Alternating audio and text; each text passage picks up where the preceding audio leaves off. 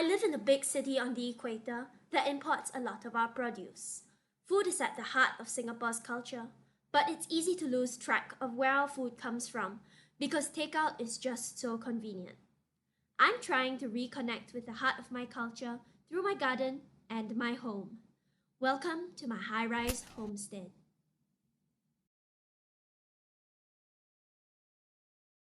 When I last made a video, I had been struggling to get my lime tree to flower for half a year.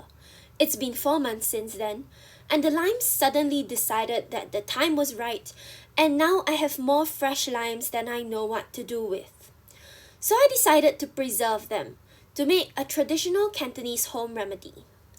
I've already rinsed the limes, and the first step in the fermentation process is to make sure that everything that goes into the pickling jar is clean. So I'm blanching the limes in boiling water first. My late paternal grandmother, Ama, arrived in Singapore from Canton with her mother and older sister in 1936 when she was just 8 years old. She and my grandaunt married a pair of brothers, and my Ama had her first child at 19. She went on to raise 5 children, my father, 2 uncles, and 2 aunts.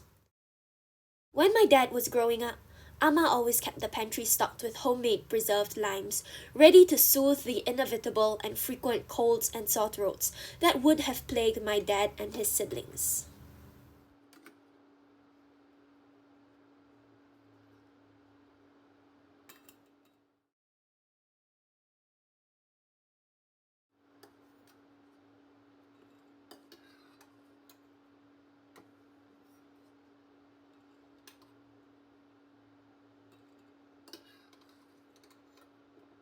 I'm reserving the blanching water to water the plants. It's bright green, but I don't think the plants will mind.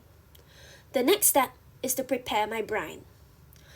Ama used to do a dry brine by simply rubbing salt over the limes and setting them aside in the sun. But it's raining today, and I don't think I have enough salt in the house for the number of limes the tree gave me. So I'm following a recipe I found online instead. The recipe uses a wet brine which calls for 4 cups of water to 3/4 cups of salt for 8 limes, which sounds like a ridiculous amount of liquid to me, so I'm roughly halving the recipe. And then I realized that 3/8 of a cup of salt looks really little, so I decided to add more salt. This household has run out of salt, and I am no longer following the recipe I found online. I added just enough water to make a saturated salt solution and put the brine to boil.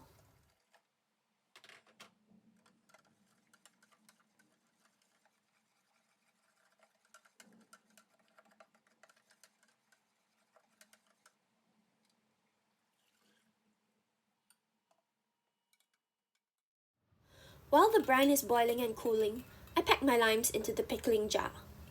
I tend to be more in tune with the Peranakan side of my heritage than the Cantonese side, and one of my biggest regrets was not learning enough Cantonese to hear my Ama's stories from her before she passed in 2019.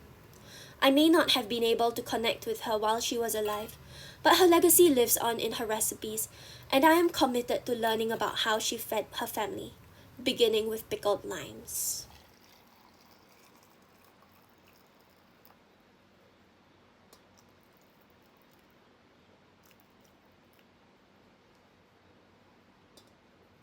Once the brine had cooled enough to handle, I submerged my limes completely. Some people have fancy glass weights to keep their pickles submerged, but I'm using a saucer I found at a vintage market in Hong Kong. Now all I have to do is wait a month, open the lid regularly to release gas, and hopefully, soon I will have a sore throat remedy that my Ama would approve of.